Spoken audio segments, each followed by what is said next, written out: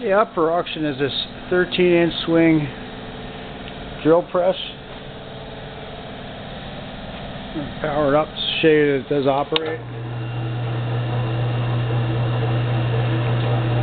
It appears that there's a little bit of wobble here. I don't know if you can really see it. It does wobble slightly. Put a drill bit in it. We did a test drill. It seems to operate okay.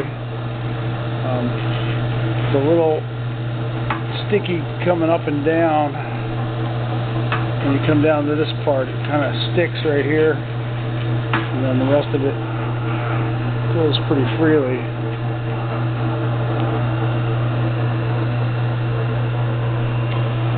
This also includes a light right under inside here. And horsepower motor. Include the chuck key.